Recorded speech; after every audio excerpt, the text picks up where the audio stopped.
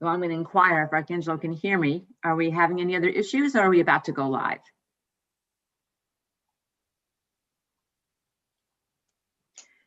Thank you, everyone, for your patience and access to the hearing. So sometimes it takes a little bit of finessing. We're good.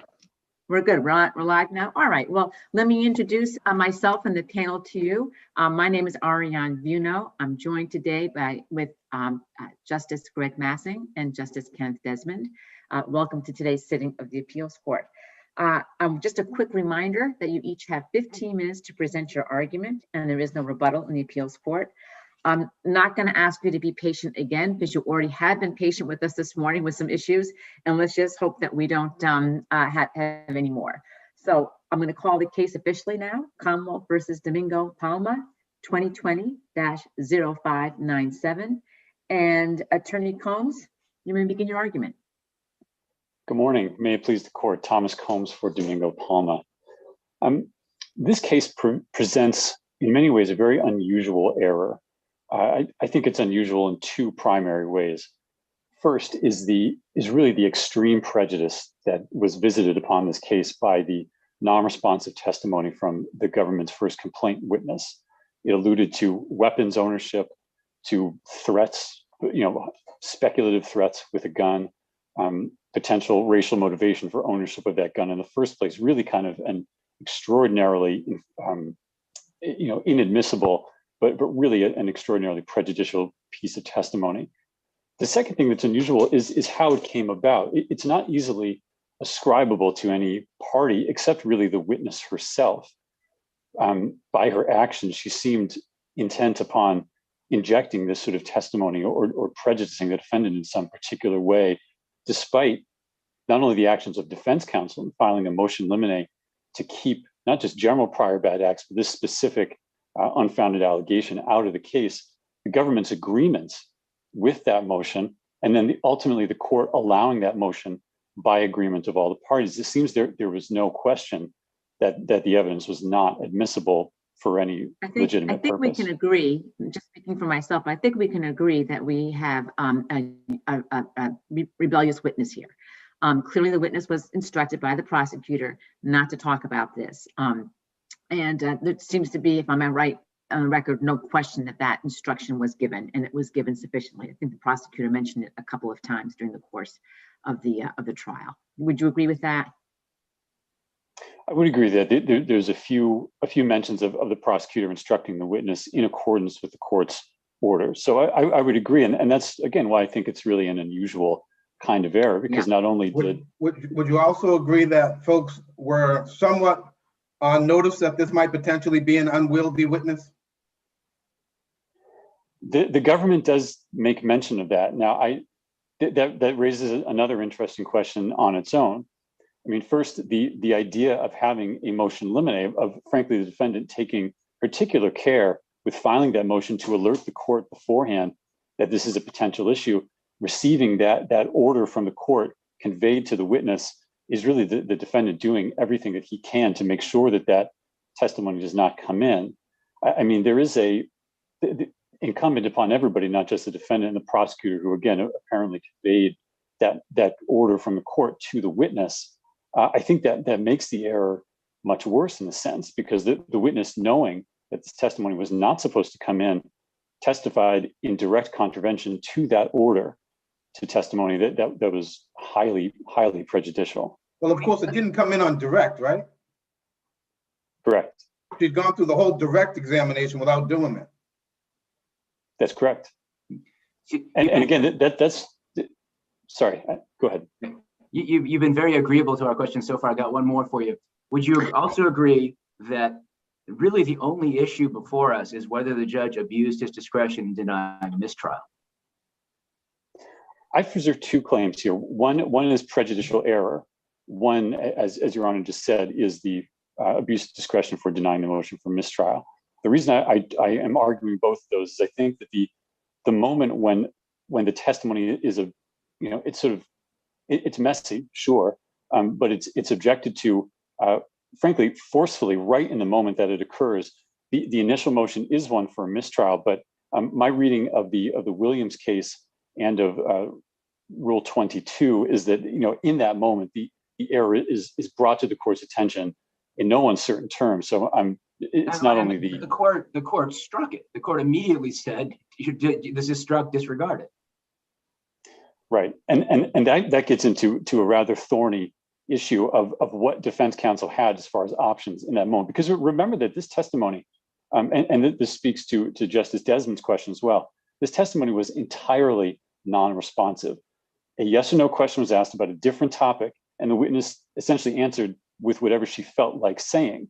So this is a surprise, to say the least, when not just is it non-responsive, but this testimony was ordered to be kept out of the case. So then defense counsel, does what he can. Be that as it may, it was clear that nobody expected to hear this, except for the fact that even through direct, this witness was very difficult to handle. Let's put that way. She was not an easy witness, did not answer many questions directly. Could have been problematic because the use of the interpreter, I don't know. But the issue is that once, as Justice Massing's pointed out, the testimony was struck, why can't we rely on that as to show that the error was any potential error was cured, and the jury was told to disregard that evidence, and the jury is expected to follow the judge's rulings. Because so just stopping it right there before we go on to what defense counsel then solicited. At that point, that's when the judge denied the mistrial. Judge struck the testimony, denied the motion for a mistrial. So right at that point, why is it that you say that the mistrial should have been granted?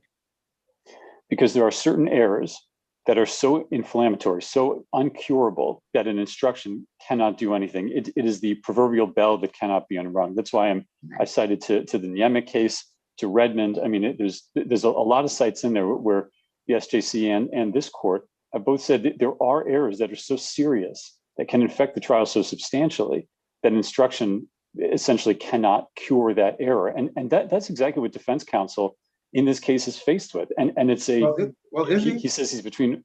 Is he though? I mean, we're talking about a firearm in a sexual assault case.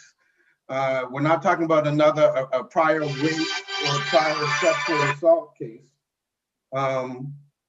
So wasn't that a strategic decision by the defense attorney to elicit more about the firearm and make it a bigger deal than it may have been? Right. Well, that's true. And that's sort of step two here. But to speak to the initial question as to whether or not it can be cured, I understand that, the government, the Commonwealth, characterizes it as collateral. It's a collateral issue. Well, that's true, but that's the problem with prior bad acts and with propensity type testimony, is it's a collateral issue that distracts the jury, that potentially, it conveys that the defendant is someone with a propensity towards criminality. And that's the specific thing that is never cured in this case. So I think defense counsel is facing one of two strategic decisions. One, the decision that he ultimately goes with is to try to ameliorate the error by further cross-examination. Frankly, another is to just hope and pray that the jury can be cured by simply a motion to strike or some sort of curative. But again, whether it's the Niemiec case, which is just a couple of years ago, Redmond, any of the cases I listed, there are certain errors, and I strongly believe this is one of them, that cannot be cured just by a motion to strike, to say disregard. I mean, keep in mind also that one of the issues that was really a live one at this trial was why there was a delayed disclosure. In fact, the government thought it was important enough that they put on an expert to talk about why that might be. Now, this goes to that issue, so it's really not entirely collateral. But then it goes even further, and it talks about weapons. And Justice Desmond, you're right that it is sort of a separate issue. But as I state in my reply, raising the issue of weapons when it's not related, like a weapon that has nothing to do with the case that was being tried, that can be particularly prejudicial because there's obvious effects that flow from that, whether it's propensity or some other effect of a prior bad act. Well, can I direct your attention to another part of this issue, which is the judge's final instruction to the jury. So first, of course, the judge did offer to give a curative instruction at that time. Strategically, defense counsel decides to take a different route and solicit more information to undermine the victim's, the victim's mother's credibility. But at the end, the judge was pretty direct. Would you agree? That talked about, again, with the theme of having you agree with us, sorry about that. But would you agree that the judge went right to the heart of the matter and said, the defendant has not been charged with a firearm offense. The defendant has not been charged with any kind of domestic assault. This is not something for you to consider. That was fairly specific. I would agree that it's specific. It raises to me the larger issue of, if I think that the language the judge uses or used in the instruction was those issues do not bear in the case that is in front of you. But the problem is he didn't, the evidence wasn't excluded entirely. It's totally unclear as to why that evidence is there at all. And the judge did not give any kind of prior bad act instruction at the end of the case, which. What do you think about it? What was somewhat clear, because defense counsel argued in his closing that, that you couldn't believe this particular witness, for example, of what she says, and there's no evidence of it, right? So there was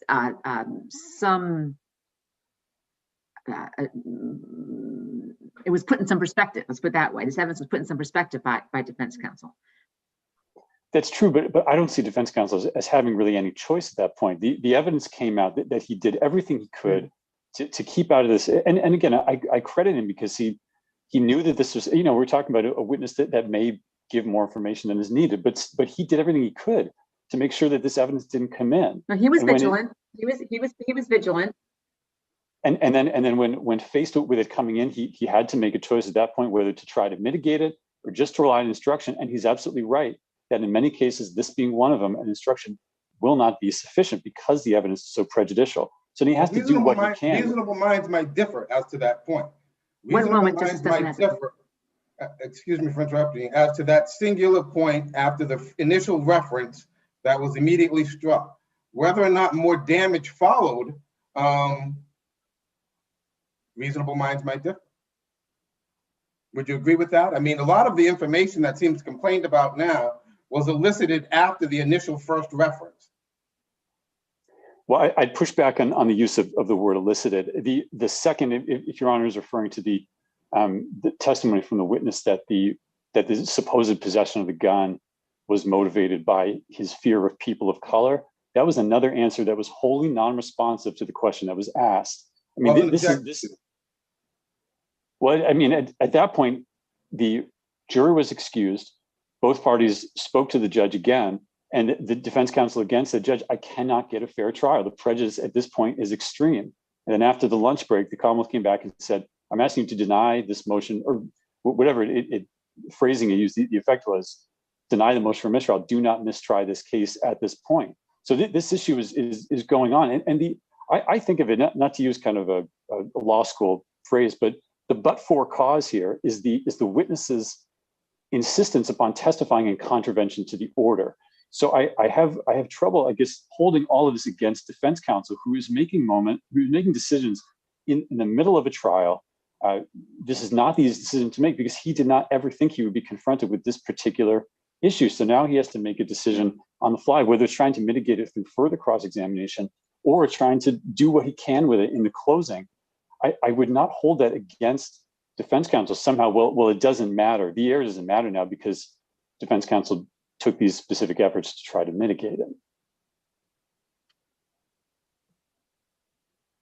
I mean, listen, it's an unusual type of error, and I saw every individual that was involved in this case doing their best to try to remedy it. But what we're left with is something that, in my view, cannot be cured by instruction. It was not cured in this case, especially the instruction came in the final instructions, was not accompanied by any kind of language regarding the typical prior bad acts instruction to try to focus the jury on exactly how they could use this evidence. A case I thought was really interesting as I was researching this, as I cited in my principal brief, is the case of Commonwealth versus Key from this court in 1985.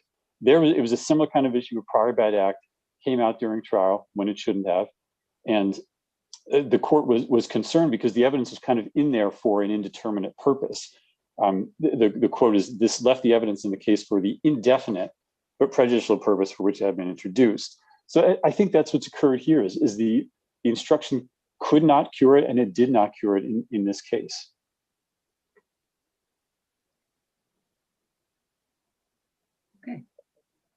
I'm happy to answer any further questions. I know we've only got a minute left.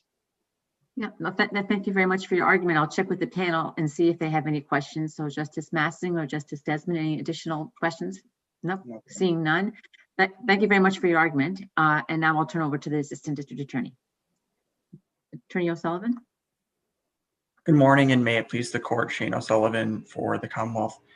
The non-responsive answer elicited on cross-examination from the victim's mother was immediately stricken by the trial judge upon a motion by defense counsel, and the judge then immediately held a sidebar conference. He offered to defense counsel the option of striking the testimony and offering a curative instruction as to that testimony. He solicited input as to the curative instruction that should be given. The trial judge dealt with this in the best manner possible, and in his discretion did not feel that this limited reference warranted a mistrial. That decision, the Commonwealth is asking you to uphold. One contrast I'd like to make from the defendant's brief: the defendant relies heavily, I would suggest, on the Roe case. And in that case, the judge did not do any of the things which the judge did in this case. The judge did not offer an immediate sidebar conference, did not solicit input as to a curative instruction, did not offer an option of a curative instruction. And the Roe case also dealt with a prior bad act that was the exact same conduct for which the defendant was on trial for. This conduct related to a collateral matter, related to not only collateral in the sense of it being a other act, but also collateral in what it pertained to. This testimony, as the trial judge noted, pertained largely to the relationship between the victim's mother and the defendant. To whatever extent it touched upon the delayed disclosure of the victim, the Commonwealth would submit that the jury heard firsthand from the victim the reasons for her delayed disclosure, which were wholly different and independent from whatever reason the victim's mother gave. The Commonwealth would suggest that the jury likely would have not credited this information for the delayed disclosure when they heard directly from the victim her own reasons. Ask you, Attorney O'Sullivan, what, if you take away the this whole exchange, what, if anything, did the mother's testimony add to the case? Your Honor, quite frankly, the only thing the Commonwealth would suggest this testimony added to the, or you mean as a whole or the improper testimony? I'm sorry. No, her proper testimony. So I suppose she did provide some background as to the relationship, which I would also suggest was cumulative of a lot of other witnesses. The other reason, the main purpose why she was called was as the first complaint witness. And I would like to comment on that briefly. In sexual assault cases, sometimes the first complaint witness can be a very important witness. In many times, the first complaint witness can be an important witness.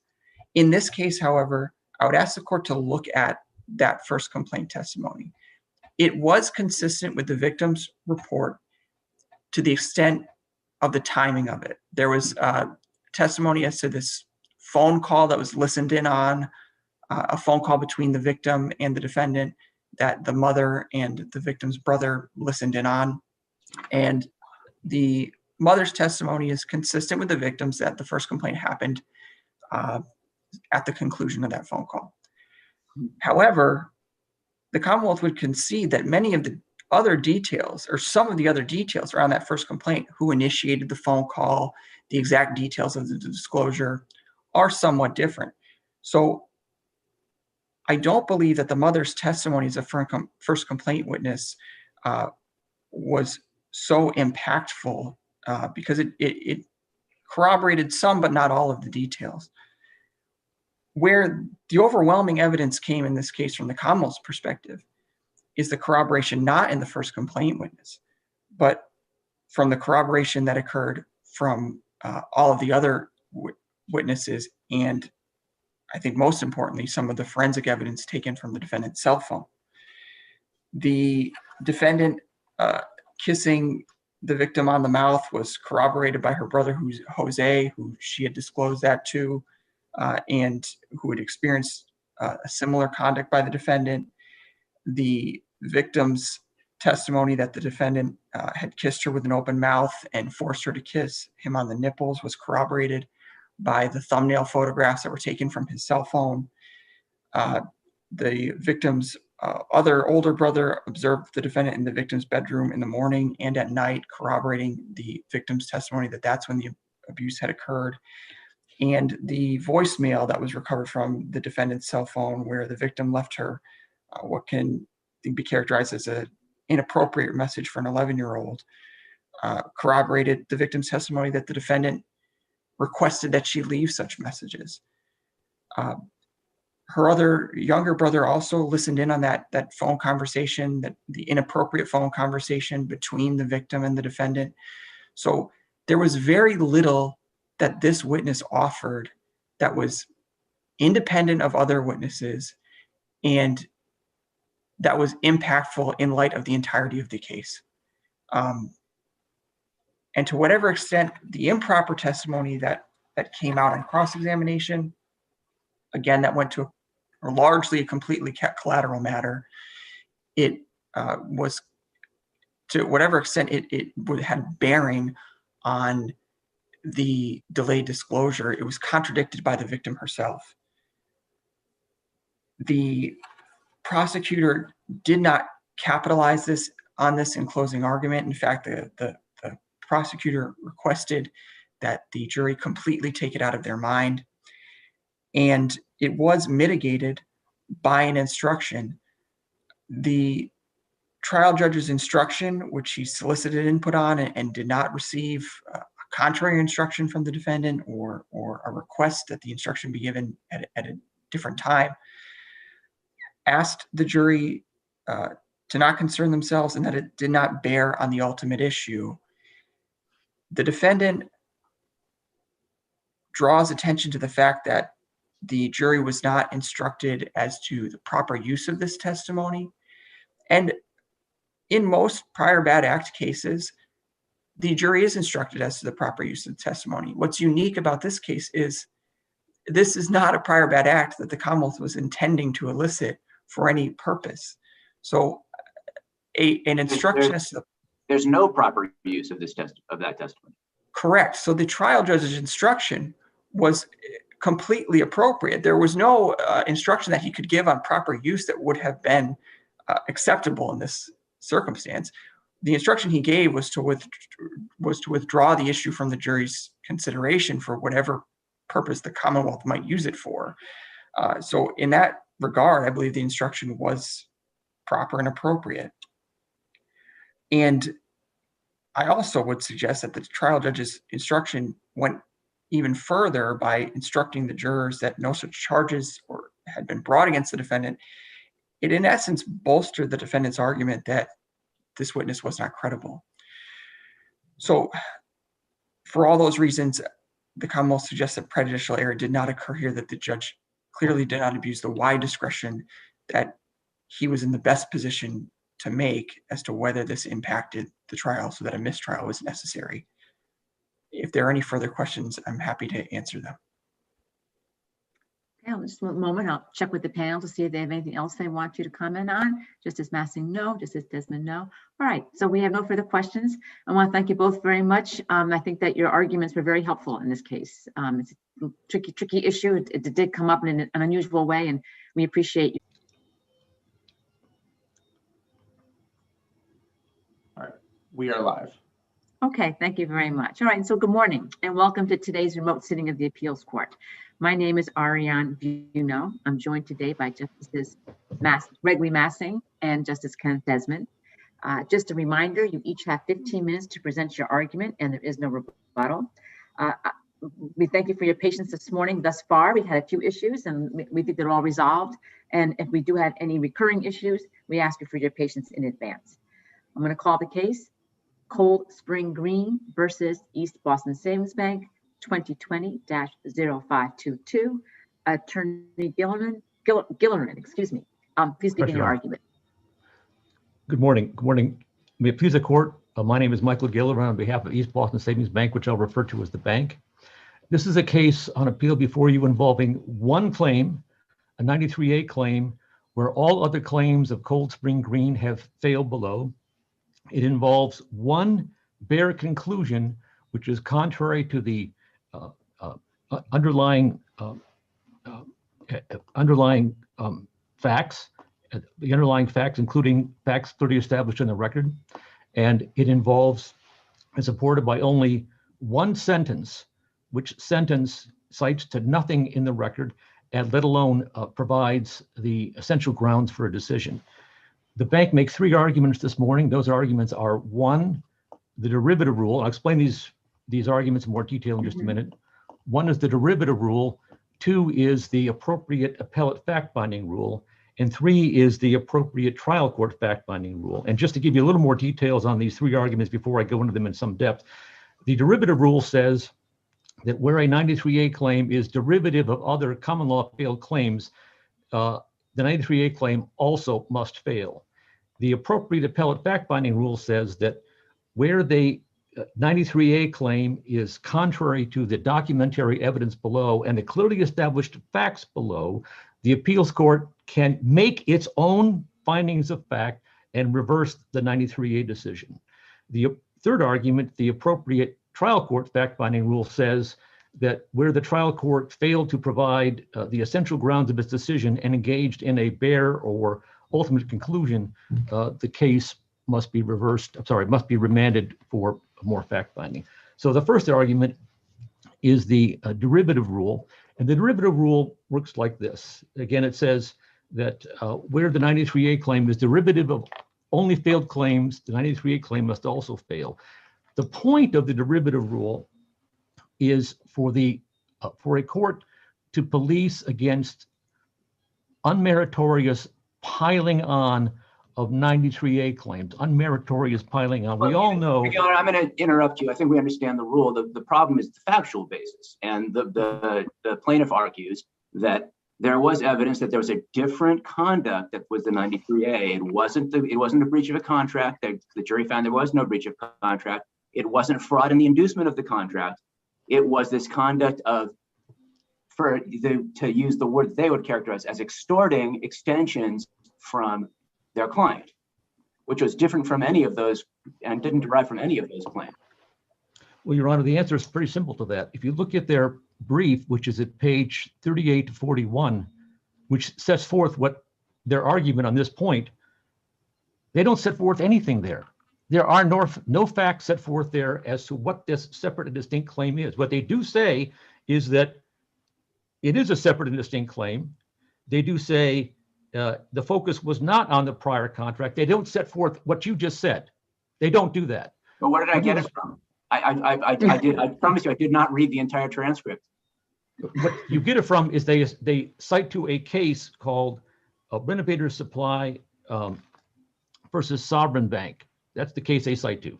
This isn't Renovator Supply versus Sovereign Bank. So they don't even argue that. But let's take a look and see if this separate extortion. Are you saying, can I interrupt for a second? Are you saying then that the issue here really is that the under the rules of appellate procedure, they haven't made a sufficient argument on appeal, and so their appeal should be dismissed on that claim? Yes. If you look at page 38 to 41, there's nothing there about what actually is a separate and distinct claim. It's not there. They make statements as to it is separate and distinct. They don't say how it is separate and distinct. They don't. Their obligation is to show that there is something separate and distinct. But let me take the Judge Messing's argument, his point, if I could, and answer his question. Mm-hmm. They say there's some kind of a separate extortion. Well, okay, take a look at what they say are their common law claims, and they are set forth in their second amended complaint, which is in the record at Roman numeral 1, page 13. Their claims for breach of contract, the commitment letter, the loan modifications, and their claims of false representation. They're all there. It's a full spectrum, all there in their common law claims. There's nothing they omit. Extortion, loan modifications, you name it, it's all there. Can I ask you just a few? Can I ask just a few factual questions? Do you agree? They say in their brief that Dr. Ashkori paid $660,000 for the 4 extensions. Is that true? Yes, he paid $24,000 for extension fees, and he paid over $600,000 in pay downs. That is true. Okay, and I'm just out of curiosity. I mean, I'm going to ask you to speculate if you can. Where did the jury get $1,040,000 from? We don't know, Your Honor. That's not stated in the record anywhere. It looks like it's an award of the second phase. It looks like it's a decision by the. It looks like it's the second phase plus some interest, but we can't be sure about that. We're speculating. But Thank you. But further, going back to your. And I'm sorry, just a few more. The just baseline stuff. This was the jury had given 93A advisory verdict. They didn't know it was advisory, right? For all they knew, they were actually giving a verdict. I don't know if they were instructed if it was advisory. The judge clearly told the parties that it was advisory and that all aspects of the 93A claim would be reserved to him. I don't know if the jury was told that. After the instruction, there's something that one of the counsel says, "You didn't say it was advisory, Judge," and then it's sort of like it was sort of a very curtailed discussion. But the jury was not told that this is just advisory. I don't know that, but the judge clearly did say, and this is at page 6 of the appellee's brief, the judge clearly did say, and it's at Roman numeral 1, 1610 of the appendix, clearly said the jury verdict will be advisory and I shall reserve the entire 93A claim to myself. That's undisputed. Right. Okay, but my point here on this derivative claim is that their underlying claims for contract, unjust enrichment, and misrepresentation was full spectrum and included everything. And again, you can see that at their complaint, which is at Roman numeral 1, page 13, their various counts. There's nothing they don't include in their underlying claims. They lost them all. So what they must show is something separate and distinct and meritorious. If you look at one of the cases we cited, which is Northside Recycling versus City of Salem, the appeals court there said that the appellee, or the appellant in that case, which was Northside Recycling, argued, apart from the other claim they'd lost, they argued that the city of Salem had engaged in repeated promises. But the appeals court said even that rhetorically distinct argument wasn't enough. The repeated promises were, one, neither enforceable nor reliance upon them was reasonable. So here, there's nothing separate and distinct that they show us in their brief, that they argued below, and they can't show us that it is separately enforceable. So the point is that, as I started out with, the feature of the derivative rule, which is to prevent unmeritorious piling on, should apply here. There's nothing shown here. Weren't there other facts that did not go, as Justice Massing has pointed out, to the derivative claims? The fact that the bank was faltering financially, the fact that there's some testimony that the bank was not supposed to make any more lending decisions for residential projects or what have you. The fact that 2 of the managers who were negotiating ended up being terminated. The fact that they had done an appraisal and didn't offer that information to Dr. Ashkori upon his request. All of those things cumulatively, doesn't that support the 93A finding? Respectfully, those are all argued. You're asking a merits-based question, and the derivative argument doesn't answer the merits-based question, which I'll get to in just a minute. But all of those claims, all of those elements were used in their common law claims just as well. It's all there. The derivative claim simply asks, is the 93A claim essentially the same, materially the same as the underlying claim that failed? The answer is yes, and the derivative argument applies, and the court should reverse. Let me turn now to the second argument here, which is Before you do that, you rely on Gossels for that? Yes, we do, Your Honor. And do you have any other case? There are many other cases, Bruno versus Bruno, Commonwealth versus Tremblay, but the key case is Gossels, I would say. And if I might, Your Honor, have this chance, I see my time is already moving on. Sure. In Fleet versus Gossels, this is a very important case. And the point of Fleet versus Gossels is that an appellate court should police against arbitrary and gratuitous 93A awards, especially where the facts are complex, where the law is complex, and where there is a very sympathetic plaintiff. And the Cold Spring Green says Fleet versus Gossels doesn't say that, doesn't do that, doesn't hold that. Well, I have a slight advantage on them, which is I was counsel to Fleet Bank at the trial level and the appellate court level. And that's exactly what the court did do.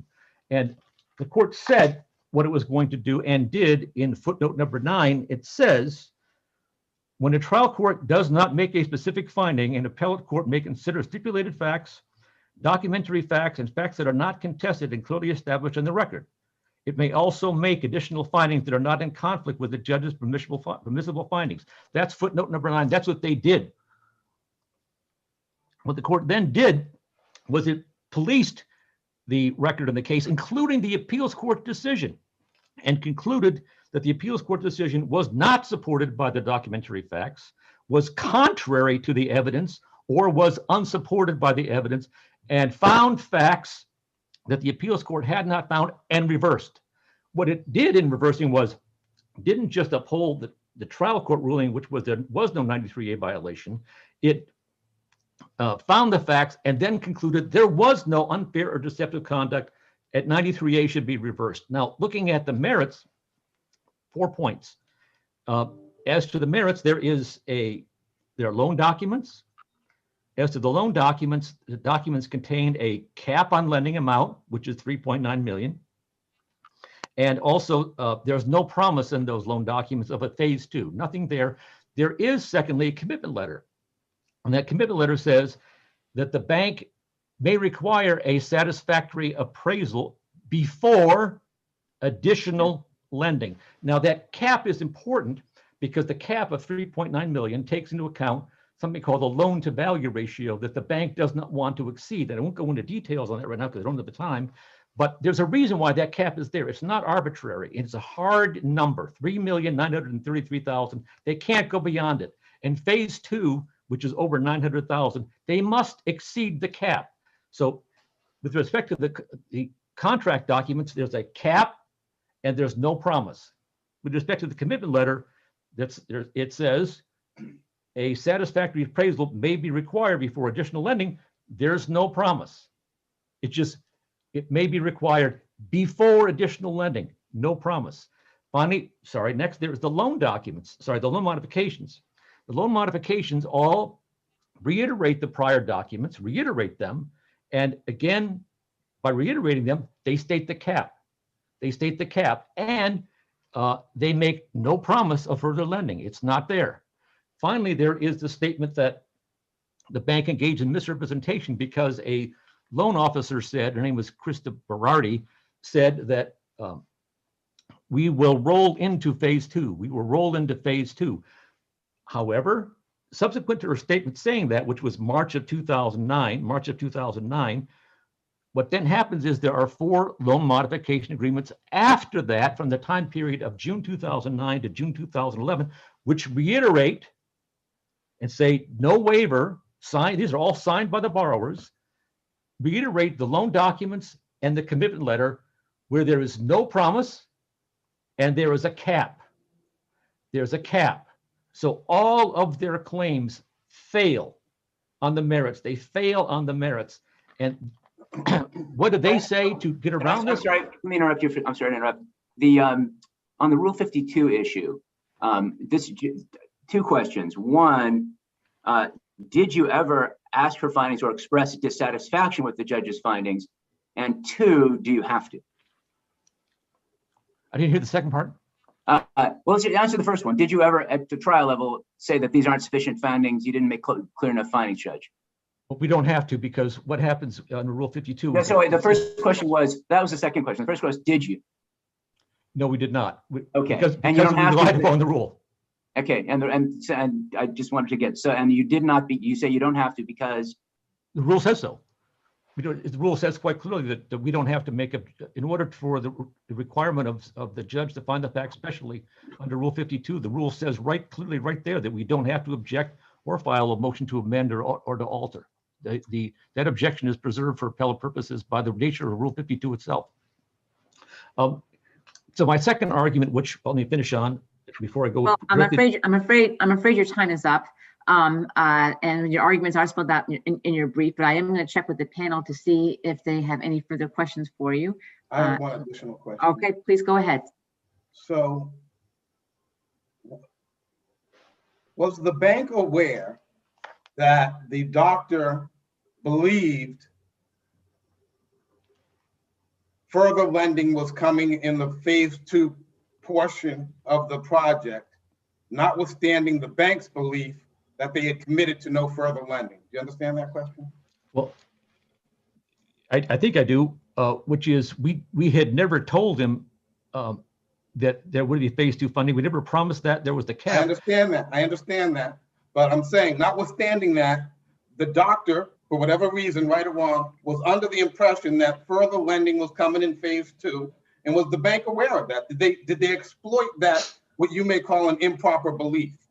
No, the bank did not do that. The bank told him otherwise, and he knew otherwise. He testified at one point, and I can provide the exact citation. He testified that the bank officers told him, and I believe it's at volume 1, section 551, page 551. He testified that he understood from what the bank officers said, if you sell down phase 1, we'll roll into phase 2. You sell down phase 1, we'll roll into phase 2. That's what he testified to. So he didn't even believe that.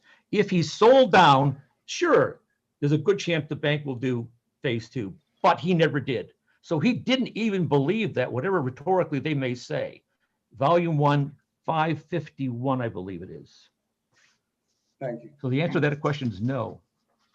All right, so thank you for that. Justice Stedman, do you have any follow-up questions? No, thank you. Okay, all right, and Justice Massing, you finish your questions? Thank you very much, Attorney Gilliland. Thank you. Now we'll turn to Attorney Harding. Good morning, Your Honors. John Harding for Dr. Ashkuri and Cold Spring Green, LLC. The judgment in this case should be affirmed in all respects, except we should also be awarded our attorney's fees and costs on the appeal that we've been involved in for some 15 months. I have an advantage over Mr. Gilliland because I was at the trial and tried the case along with my partner, Ken Walton. Attorney Gilliland was not involved until the case went on appeal. This was back in the old days when we had jury trials, and we had a jury trial that lasted some 8 days. The court and the jury heard 9 witnesses, and at the conclusion of that process, the jury found, after being carefully instructed by Judge Pierce, that there was a 93A violation. They further found that that violation was knowing or willful, and they awarded the $1,040,000 in damages to Dr. Ashkuri. There were a lot of other damages claimed. That was the number they picked. Do you have a speculation of how they picked that number? No, we do not have a stipulation of it. A speculation. Do you have a guess what that number represents? Certainly, it's fairly close to the amount of the phase 2 funding that was not awarded. There was also evidence that some of the additional collateral that Dr. Ashkuri lost in terms of office condominiums that he owned in Newton on Washington Street, principally where his longstanding architectural business, Arcad, was located. Those had been pledged along with the properties that were being developed. And there was evidence of an appraisal of the office condominium that was in that range. So that is another point. And of course, the bank has never contested in any respect the damages award. They've not said that it was, not well founded. There was a range of options that the jury was presented with, and so there's been no challenge to the damage award. The amount that you requested, you didn't get all that you requested. How much did you request? The total was in the 17 or so million range, because we had not only all the loss of the property, the loss of everything that he had paid. The value of these properties had increased significantly during the period of the project. And so just the hard costs of the property losses was some $5.5 to $6 million. Then there were also claims of the impacts on his business and other losses. So then we had post-trial briefing on 93A. This so-called derivative rule, which I'm happy to address, was never raised with the judge below. That was invented solely on appeal. They never challenged anything other than saying that basically the conduct alleged did not rise to the level of a 93A. The judge, having heard all the evidence over 8 days, as well as the exhibits, concluded that yes, indeed, there was a 93A violation. It was knowing or willful, doubled the damages, and awarded fees. And it's just— Didn't they also, just a question, didn't they also say in their post verdict briefing that since the jury had returned verdicts in their favor, that the no 93A claim could lie? And isn't that sort of the same thing as the derivative rule, maybe without saying it exactly? Well, I think it wasn't made clear, but in any event, I'd like to address this derivative issue. I think what Justice Desmond said earlier, that we are talking about a cumulative course of conduct by the bank outside the four corners of the documents that gives rise to the 93A liability. That course of conduct started with, at the very initial stage, the loan officer, first of all, she wrote an internal memorandum that made it clear that this was to be a single project with two phases of funding. The first being the $3.9 million, the second being the $910,000. She made it clear in the internal bank credit memorandum that without funding both phases of this project, there was no way it could ever be repaid. So the bank knew from the outset they had to do both phases. This same loan officer, and she was a former employee, but she came and testified live at trial, that the condition to what she referred to as rolling into phase two, and that was a key concept that my client understood, the rolling into phase two, was that the bank obtain an appraisal at some point in the project showing that the project had held its value. It was not conditioned on sales of these, and these are two buildings with a total of 4 units, very unique. If your honors have had a chance to look at the pictures of all of this project, it's not just some routine condominium project. Dr. Ashkuri is a world-renowned architect who designed the Ellison building down at Mass General. And so the key concept was that they would roll into the phase two funding, and to do that, they needed an appraisal. I'm sorry, I'm going to ask you about that. In your Sure. brief, you say on page 18 that the credit memo confirmed that the bank intended to roll into the phase two funding. And then I don't, where in that document did the bank agree to roll into phase two funding? That was I think if it said the credit memo, it should have said the letter of commitment, because we have an actual quote from it. And that's where they say that the bank reserves its right to require an adequate appraisal or a satisfactory appraisal, I believe is the exact language, before rolling into phase two. And Krista Berardi testified at length, Dr. Ashkuri testified at length that that was the deal.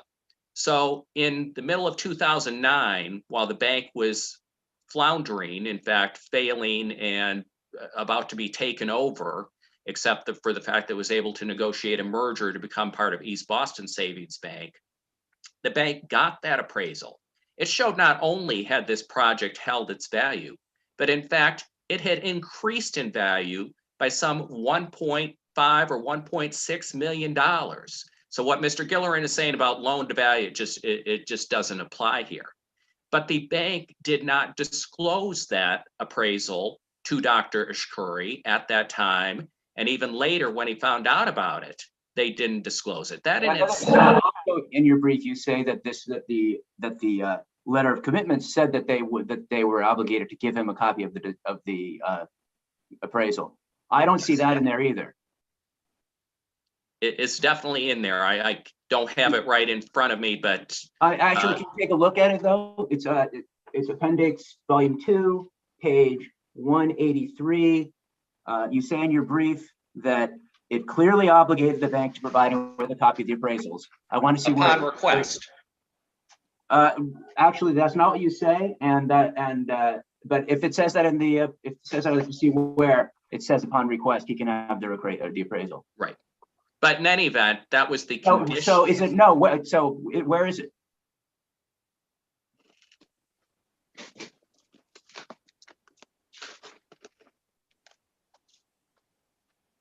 I don't think I'm going to be able to pull it up. All right. But you say if I look really closely through exhibit 14 there, which is called 13 and 14. That I will find something that says upon request. I mean, I see where it says a satisfactorily updated appraisal may be required by the bank before additional funding for phase 2 interior fit up. But I don't see where it says that they have to give it to him or that he can request it. But you say if I look really closely, I'll find that? Yes. Okay. I mean, we didn't, that was always, and there was no contest on that. And Ms. Pergolo, who later took over for the bank, didn't dispute that when she testified. She just said, we're not giving it to you. But the bottom line is that this shows that the bank knew that the trigger for the rolling into phase 2 had happened, didn't disclose it to Dr. Ashkuri, and then kept asking for more and more collateral, which it did not need because the value of the project was greatly in excess of the amount that had been lent. So that is certainly one aspect of the unfairness. And I think in terms of cases, if your honors look at the renovator supply case, it's almost a direct parallel where renovator supply was in a lending arrangement with a bank, and the bank kept changing the terms, altering things. And it goes also to the concept of the derivative rule, even though it's not discussed there, because their renovator supply did not prevail on a breach of contract theory. They did not prevail on, to the extent it could be considered a separate cause of action, an implied covenant of good faith and fair dealing theory. But nevertheless, the court there sustained that the overall course of dealing and the way that they were treated constituted an unfair and deceptive act or practice. It's also particularly significant because the court pointed out that the unfairness doesn't have to succeed.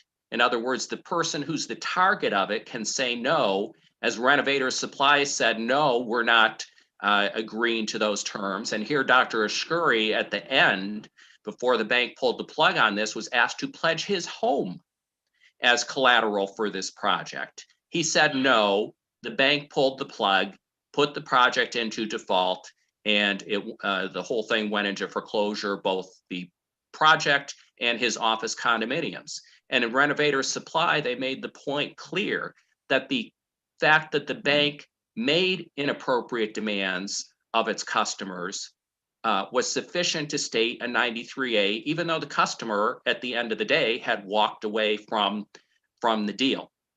On this derivative claim point, I think the thing is that the Park Drive case and the North Side recycling case that are relied upon by the bank, they are cases where ultimately there was a finding that there was no contract at all between the parties. And so, yes, in that circumstance where there wasn't even a base contract that could be the subject of a claim.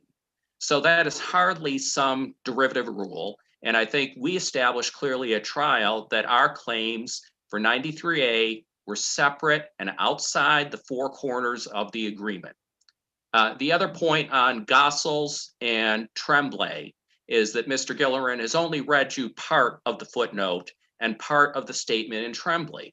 And both of those cases make it very clear that what's stated there does not overturn the clearly erroneous standard of review. And that when both in footnote 9 in Gossels and then in the later Tremblay case, it's in the text, they make it clear that when findings are based either wholly or partly on live witness testimony, then there is no basis for the appellate court to go to the record and say, we're going to find a different set of facts, even though we didn't hear the witnesses. That's left out of their quote of Gossels and Tremblay, but it's a critical point.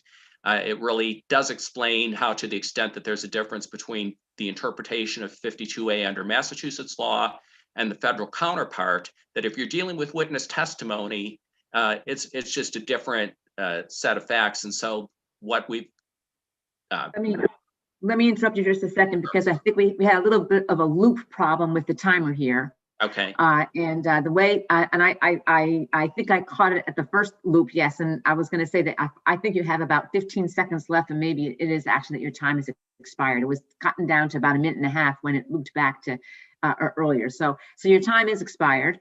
And I'm sorry for the interruption. And I know that if you would like to sum up, I don't want to put you on edge because the clock was not really following through. Sure. Well, I'm happy, first of all, if there are any questions on any of the points the bank has raised. The one I didn't get to is the 52A, which, again, they never requested any specific findings of fact. And 52A, the one point which I could not pin down in Massachusetts law, is the rule starts with in actions tried without a jury. Well, this action was tried with a jury, and the jury made. I actually was going to just ask if you needed to sum up on anything, not to start a new argument, which is sure. Not now that we're clear. But let me double check with the panel to see if they have any additional questions. So Justice Massing or Justice Desmond, any follow-ups? I have one other question. So looking at the letter of commitment, was there only one appraisal report throughout this whole project? Well, there was an initial appraisal at the start, so that before the bank ever lent any money, it had appraisals done of what what the value was of these condominiums, if they were to be developed. That was back in 2007, and then excuse me for interrupting you. So when I read the language that says you have the right to a copy of the appraisal report used in connection with your application for credit, and if you wish a copy, please write. And you have to hear from you within 90 days and we'll send it out. That's not talking about the appraisal with respect to phase 2. Well, it wasn't. First of all, that's the only document. So that language that Your Honor just read is the language that I was struggling to find, but it continued throughout the whole project, because as Mr. Gilleran pointed out, any of these loan modifications reverted back and incorporated the original documentation, including the original application that had that provision. So there wasn't something new that was entered into when you got to the time of the later appraisals. And so that's exactly the language that's relevant here. Thank you. All right. As I see no further questions, I want to thank you both very much for your arguments. They're very helpful, and we'll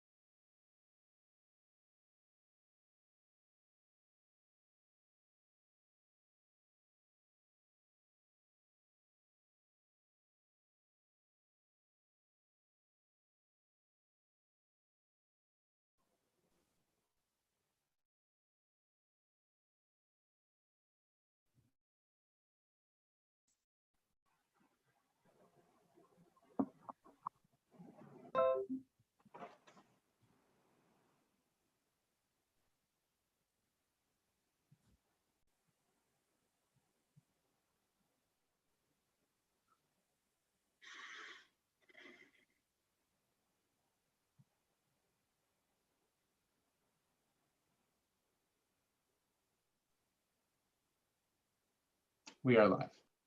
Okay, thank you very much and good morning. Welcome to today's remote sitting of the Appeals Court. My name is Ariane Vuno, and I'm joined today by Justice Gregory Massing and Justice Kenneth Desmond.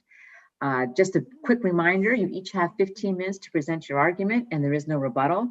I won't jinx us by saying anything more about technical difficulties. We've had a few today, but so far so good. We're here now, and we do thank you for your patience.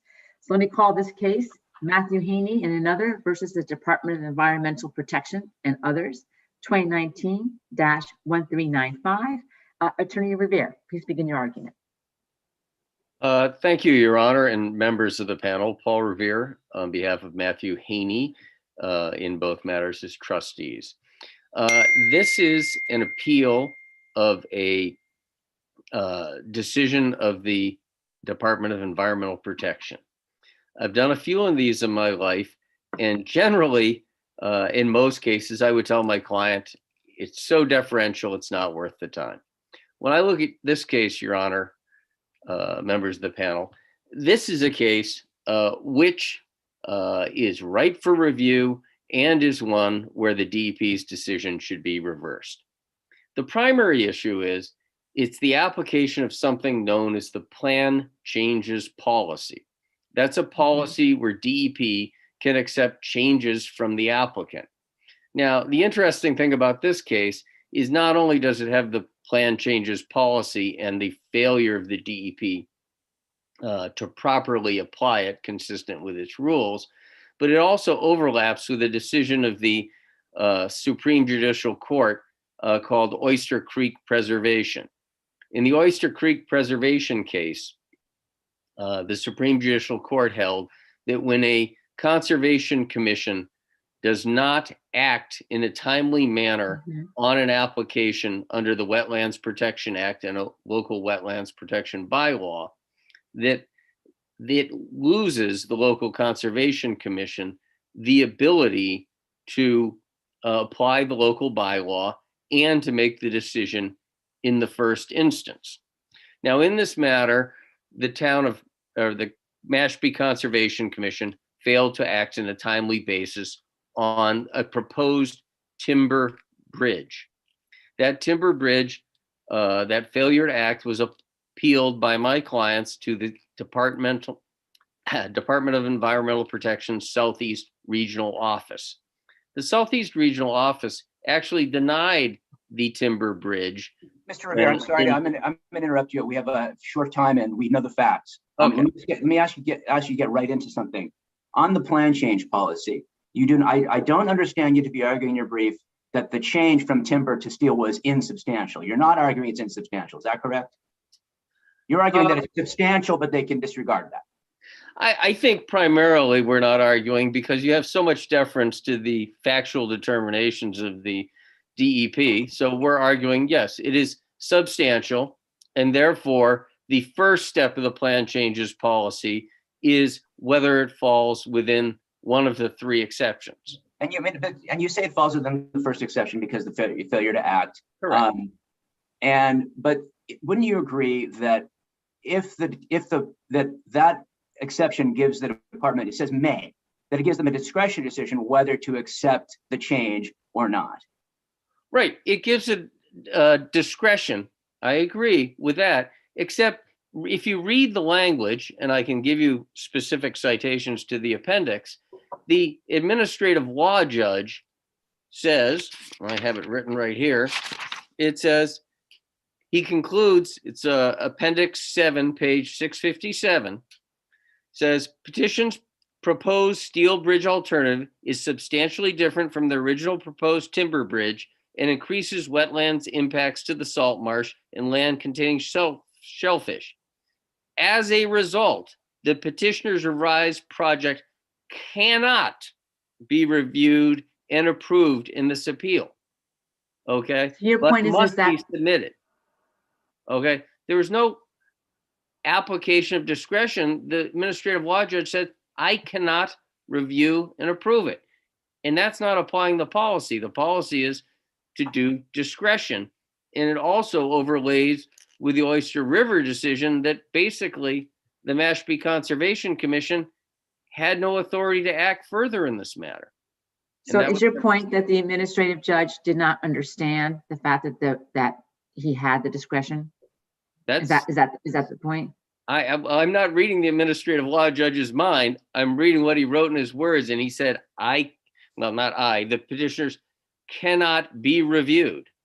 Okay. So would you like us to remand it to the administrative law judge so we can say, oh, you if you like to, you may, and then what's he going to do? Well, it's an interesting point too, because there are a number of issues here, and that's why I bring up the secondary point of Oyster Creek preservation. As I see it, Oyster Creek preservation places the full authority to decide the Wetlands Protection Act in the hands of the DEP. And in fact, I note when I say the DEP, what's quite interesting here, and I can give you the citations again to it, volume 6, page 148, and volume 6, page 157, the DEP Southeastern Region's position was in this litigation that not only could the plan changes policy apply, but the steel bridge was approvable. Of course, that's not binding. Of course, that's not binding though, right? Oh, I agree. And in fact, that leads sort of to the secondary issue, which is a lesser of importance, is the burden of proof, how my client keeps getting put the burden of proof on them that they need to prove insubstantiality, substantiality, and prove that the plan changes policy ought to apply. And yet at the same time, they were taking with what was the department's position in this matter. So when I look at it, to me, I think when you say it should be remanded, I think it should be remanded for purposes of giving a reason for their discretion. The reason right now is not supportable. And note, under the Masiosi case, which is cited in my brother's brief, who wrote the brief, I'm now appearing for oral argument, they have to actually apply their policy, but it should be remanded to apply their policy and explain why, in light of Oyster Creek, it still should be remanded. I note that too. The plan changes policy was made in 1991. It was revised in 1995. Even at that time, it recognizes being able to move forward with changes, probably based on the Citizens for Responsible Development v. Attleboro case, where changes are allowed to be happen. But the plan changes policy has never been revised after Oyster Creek, wherein, using the language of the Wetlands Protection Act, the Supreme Judicial Court said that the sole determining authority to act is in the DEP when the commission fails to act within 21 days. So, but wouldn't that be failure to act on the original proposal, the original NOI with the timber bridge? The Conservation Commission was never given an opportunity to act on the steel bridge. Well, yeah. And, and then you come to this issue of defining, of course, and the plan changes policy looks at this too. It recognizes, uses specific language of that revisions, I'm reaching over to here. That's always so fun to find these things. Revisions can include changes to roadway alignment, drainage structures, and multiple things. And this is a bridge. I don't know how you put it. It's a bridge from point A to point B. It moves from the end of Punkhorn Point Road to the island. This is not like the, Cave case in Attleboro, which involved both a roadway and a single family home. A bridge is a bridge. It goes from point A to point B. The impact. So just to be clear, is the answer to Justice Massing's question yes, that the DEP has never had a chance to review this particular plan, the steel bridge? The DEP, okay, in the Southeast Regional Office, after the appeal was filed, changed its position from denial of the timber bridge to approval of the steel bridge. The DEP Southeastern Region, I want to make that clear so we don't get them confused, and said it should be approvable under the plan changes policy. The administrative law judge concluded that it had substantial impacts and cannot be reviewed and had to go back without looking at the issues of discretion in the matter. And I think. Is it true that in the post-hearing brief, you included 19 or 20 different, I'm going to call them mitigators, with respect to the impact on the marshal?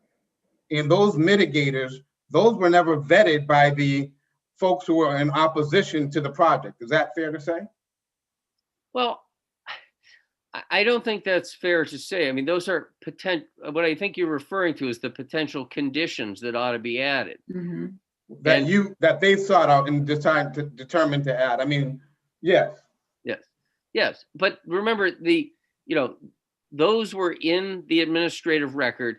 And one of the things that's in the brief here, and I know when you say you, referring to, of course, my clients, as I came into this case later, the matter, one of the arguments my clients made was that it should have been remanded to be conditioned, or should have been conditioned by the administrative law judge, not sent back all the way back to the Mashpee Conservation Commission, because they had waived their right in the matter.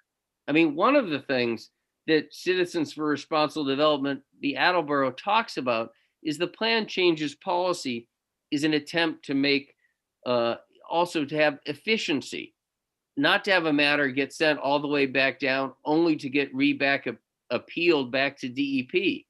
Doesn't the policy say something that they can consider it when appropriate? Isn't there some other language in there that says it's not that they must, but they have to make a decision about whether to consider it or not? Correct.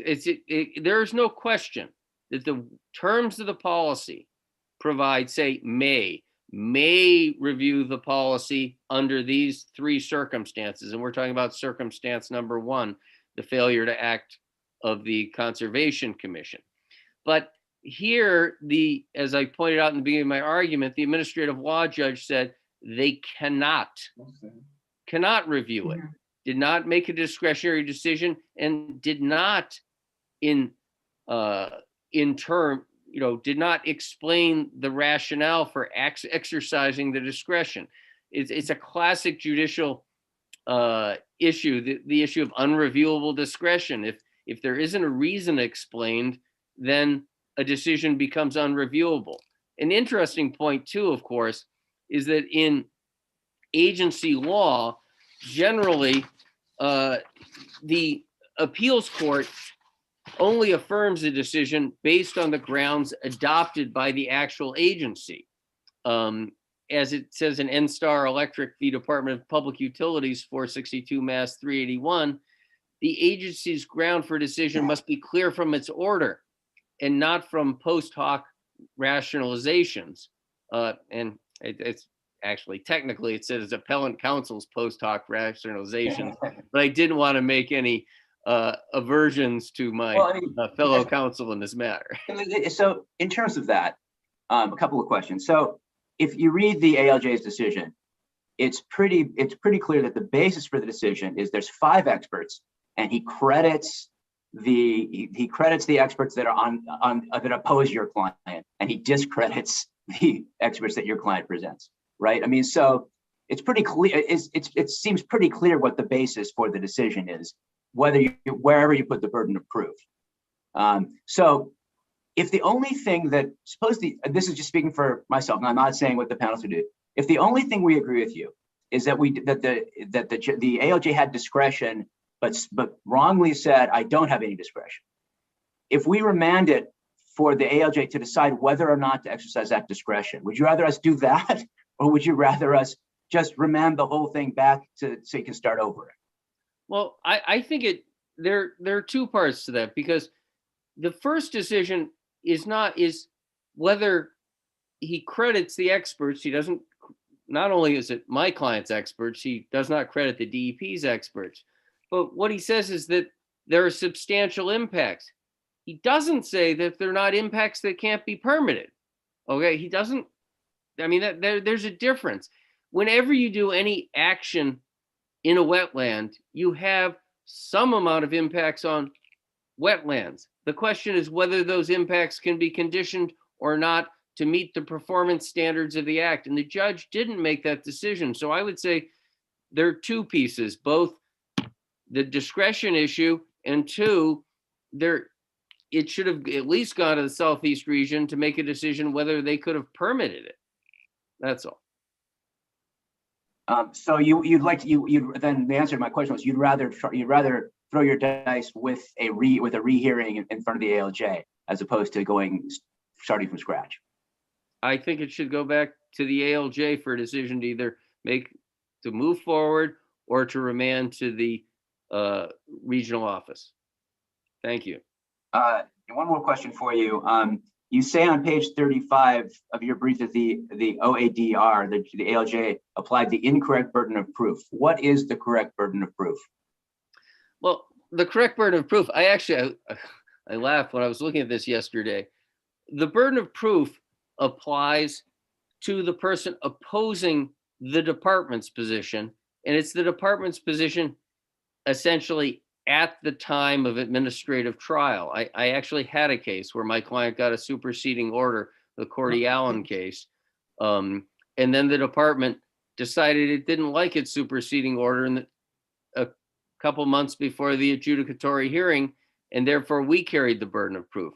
Ultimately, the burden of proof, I agree, of demonstrating compliance with the Wetlands Protection Act is always on the applicant. But the burden of going forward, which is really what was cited in this matter in the administrative proceeding, should have been placed on the people going against the department's position.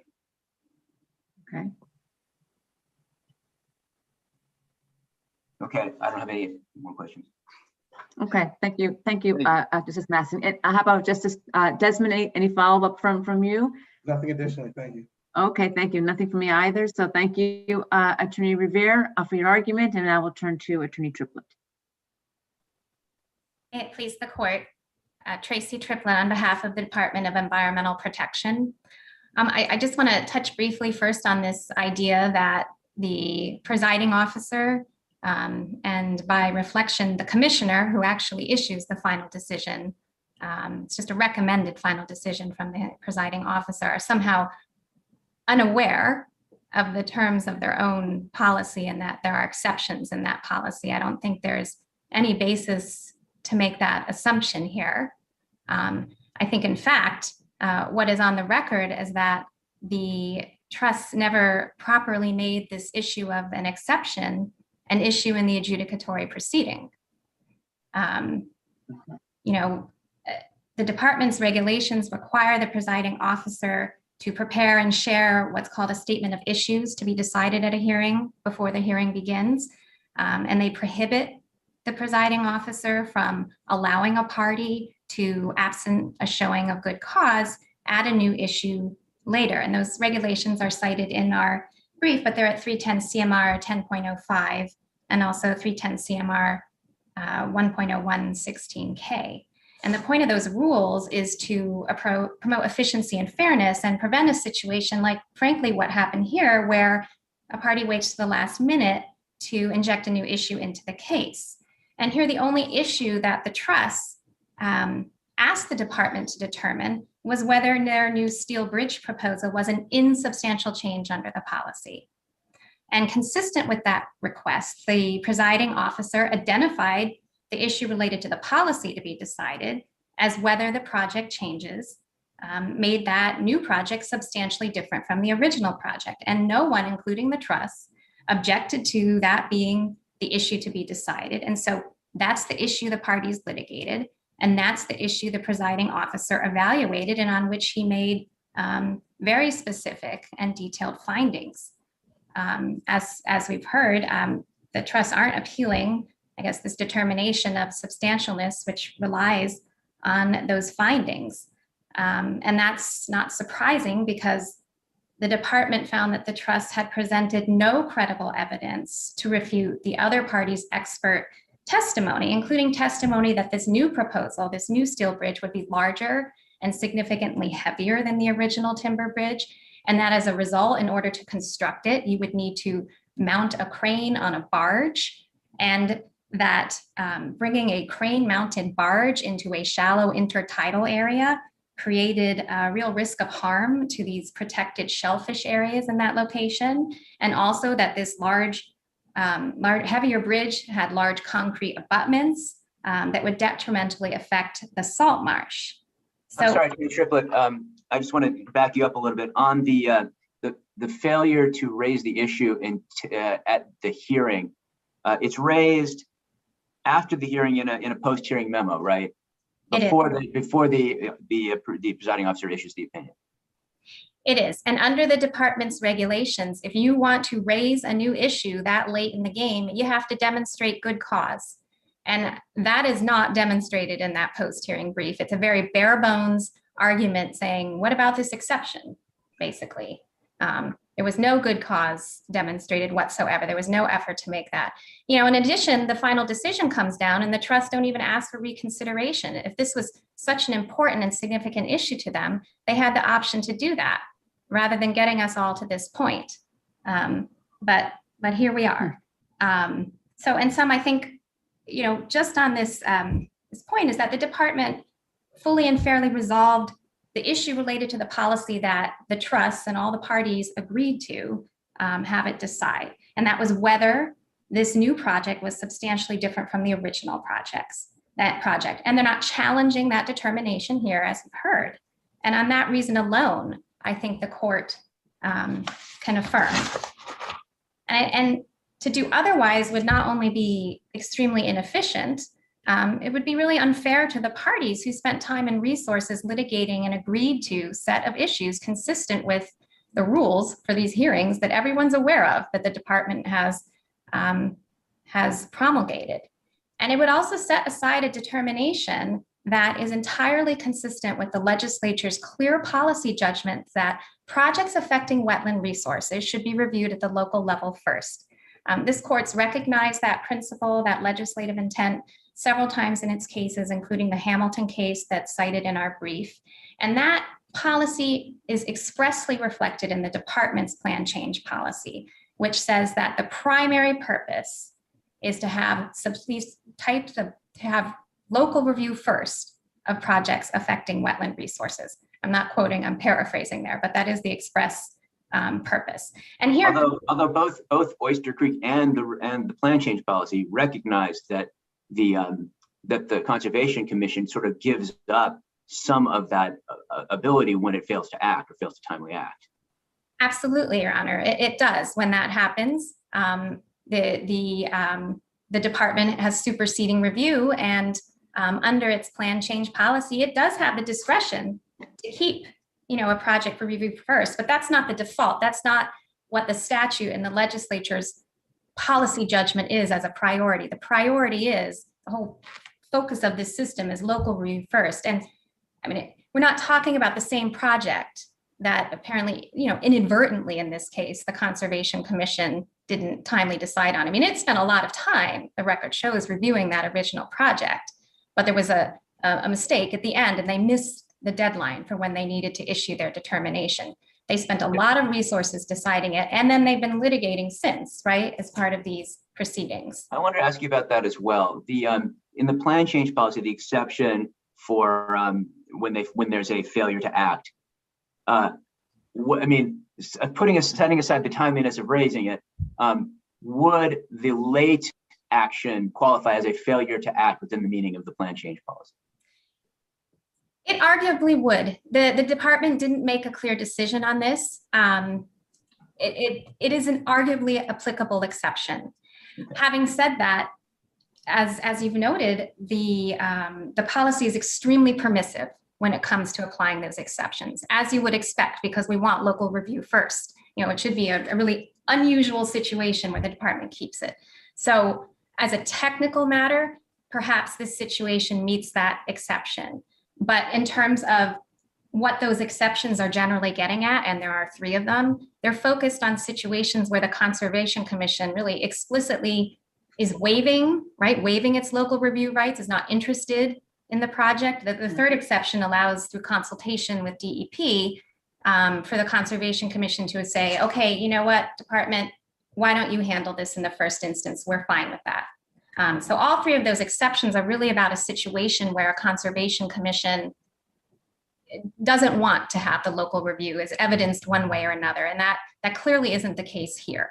And so the department, it really probably wouldn't be, although the department has a lot of discretion, it wouldn't be the best case probably to exercise its discretion to keep a project by exercising the exception. Can I ask you a question about the burden of proof? In your brief, page 33, you say that the other side ignores the qualifying language that follows the person contesting clause. And so you quote, the burden attaches to the quote, person contesting the department's position, then you italicize, when the department has been requested to hold an evidentiary hearing. What is the significance of that language and why do you italicize it? I don't quite understand the argument. Yes, Aaron, I'd be happy to explain. So the department interprets that language as indicating at the time an appeal is filed, when the appeal is filed, the person who's contesting the department's position at that time has the burden of going forward. So it attaches to that person. It might be a project proponent, it could be a resident or someone else. I think the interpretation that the trusts are taking here is that it might switch over time. It could be that the person who was originally contesting, as in this case, is not contesting the department's position, at least the region's position, the staff's position, and so the burden should flip. That's not the interpretation that the agency takes of its own regulation. And I think, what's also important to point out here is that the policy, which is the directly, most applicable document here in setting the burden, specifically provides in its last paragraph that the burden of proving that a change is insubstantial is on the project proponent.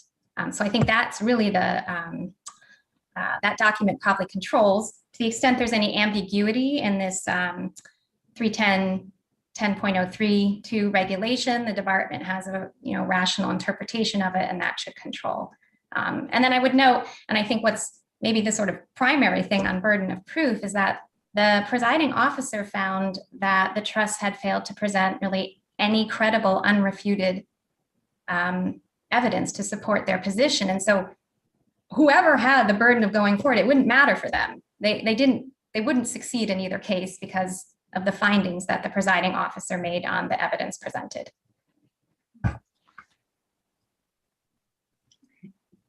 The other issue I wanted to touch on that has come up here is this issue of whether an express finding is required on whether the exception is being applied.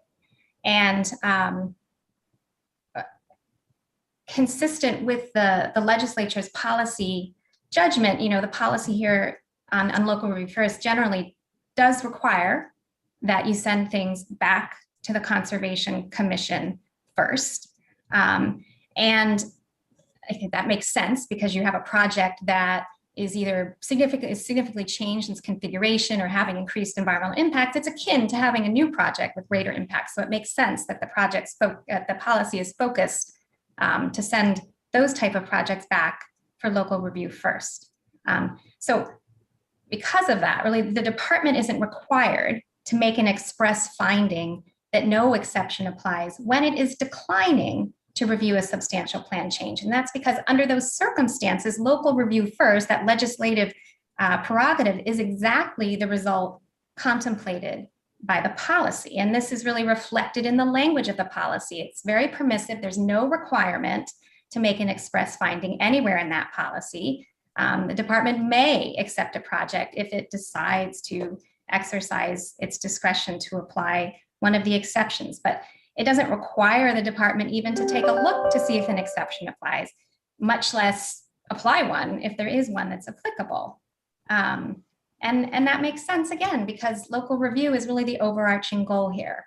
The other thing I would point out is that in this particular case, applying this failure to act exception would have been really inappropriate. And that's because, A, as we've discussed, there were significant wetlands impacts found by the presiding officer. And those were similar to the ones that were of concern to the Conservation Commission when it looked at the original project. So the Conservation Commission is concerned about these type of impacts. And also, as I noted, this appears to be a situation of inadvertently missing the deadline. So given those undisputed impacts and that the Conservation Commission was pretty concerned about them, it was really appropriate for the department here not to apply an exception. Can I just ask you another just procedural thing? If they had to start again with a new notice of intent on the steel bridge to the Conservation Commission, and should the Conservation Commission reject it, there's still an appeal to DEP where they can appeal the Conservation Commission's application of the Wetlands Act, but the CC has sort of the last word in terms of the things on its bylaw that are special to Mashpee. You're right, Your Honor. The Mashpee does have its own wetlands bylaw with some more stringent provisions consistent with the act, which is what's required. If there was a dispute over if the Conservation Commission denied the revised project when it went back down again based on the bylaws, that wouldn't be something that would come to DEP. It would be handled through if there was a dispute over it, a separate Superior Court litigation. I don't know, and I think there isn't enough information about this new project. Like, one of the reasons that the presiding officer was concerned about is there just wasn't sufficient information really about, they didn't know how they were going to construct it. So the other experts said you're going to need to do it this way. Those mitigating conditions, they came in really late, so they weren't allowed to be part of the record. Well, perhaps they would address some of these concerns. I don't know, it's not in the record how that would work, but I do want to put out there, I don't think it's like a foregone conclusion that the Conservation Commission couldn't or wouldn't approve this new project. That's for them to decide. No one's saying the trust can't proceed with this project or at least put a new application in. They absolutely can. They just need to do it first through the Conservation Commission, which is really that local review first approach that the statute and the legislature have set up. I see that my time is up. Yep, your time has expired. So thank you for your argument. I'm just going to double check with the panel to see if they have any follow-up questions for you. So none from Justice Massing, and I see none from Justice Desmond. I don't have any. Thank you both very much for your argument.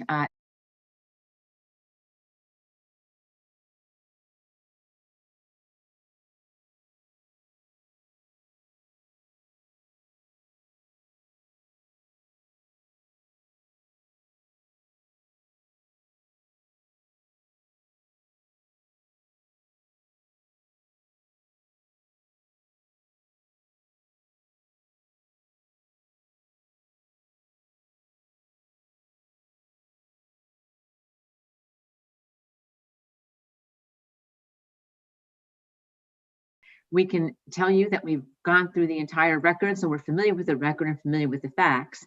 So you can just get right to what your legal points are at this time. Okay, so you may begin right now. May it please the court, my name is Adrienne McGlone, the appellant in today's case.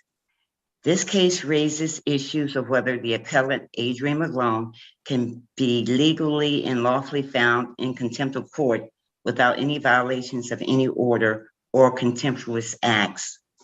The appellant in this case was in no violation of any order.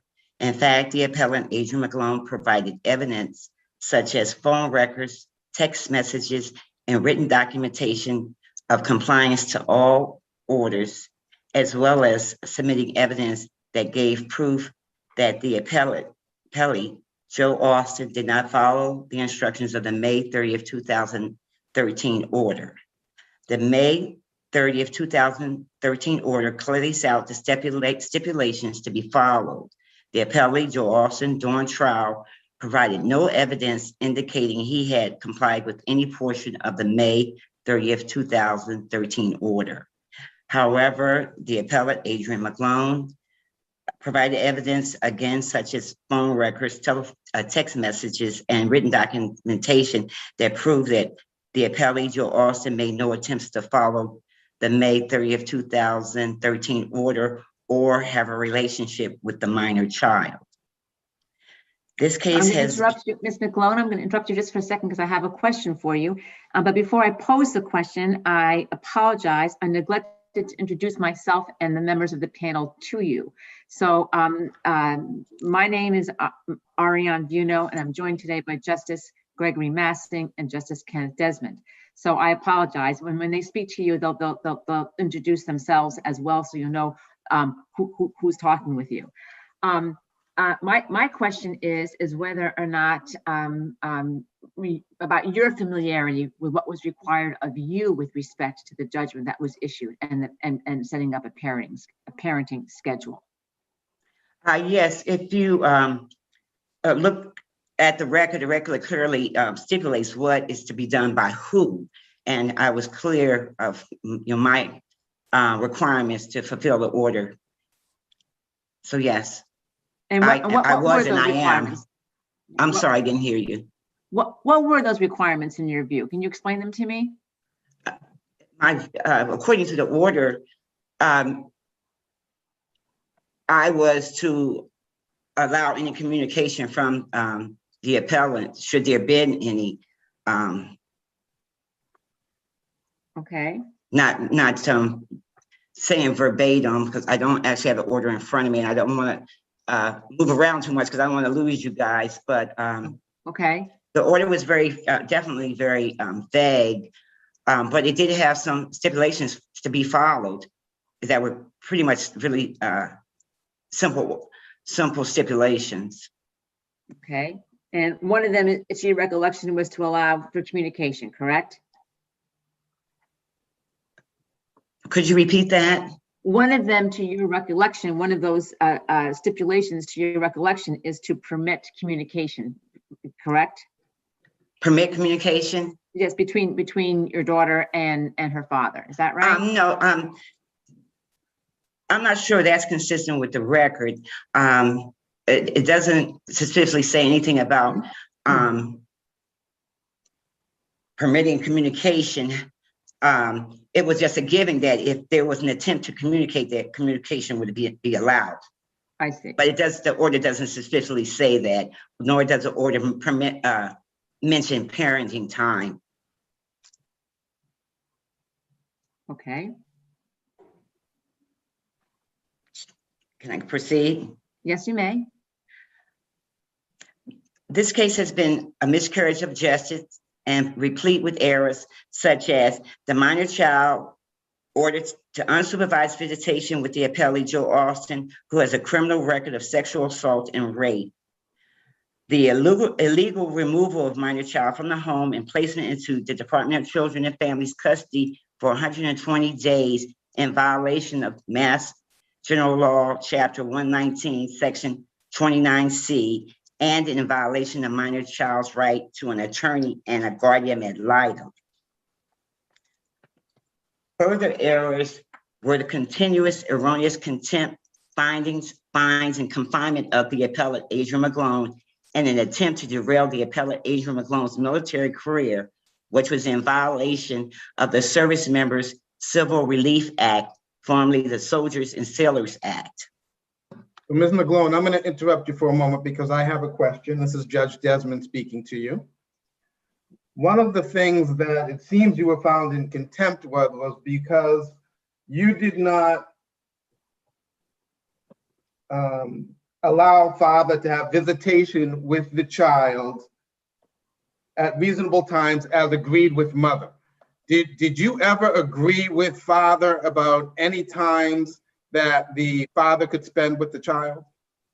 As consistent with the order specifically is directed at the father in that instance, that he is to reach out to me with any times that he would want to visit or communicate with the child. However, there were no attempts from the fathers.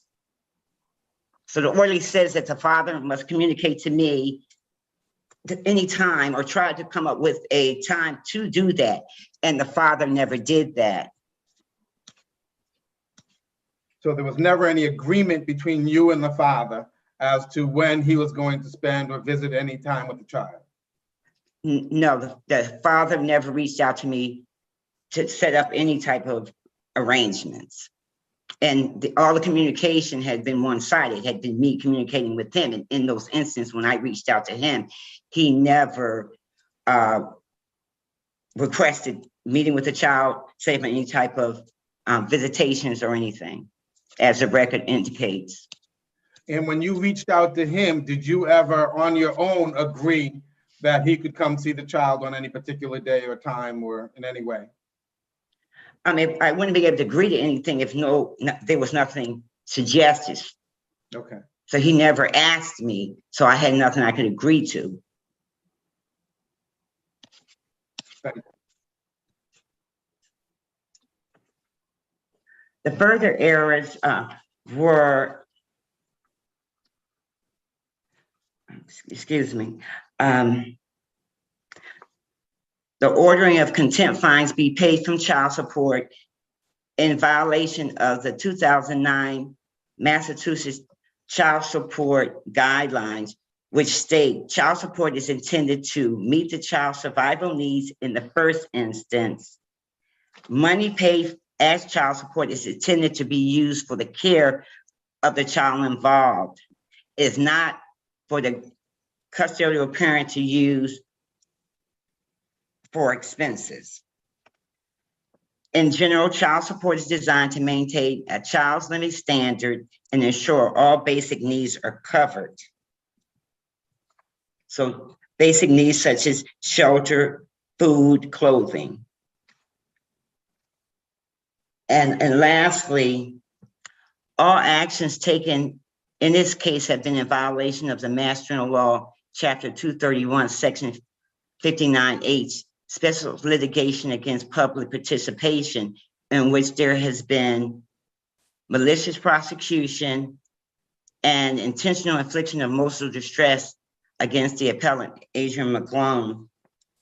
And in conclusion, for all those reasons, the appellant, Adrian McGlone, respectfully asks the court to reverse the trial court's judgment of contempt and order the appellee, Joe Austin, to join the appellant in application of passport for minor child and pay for the cost thereof.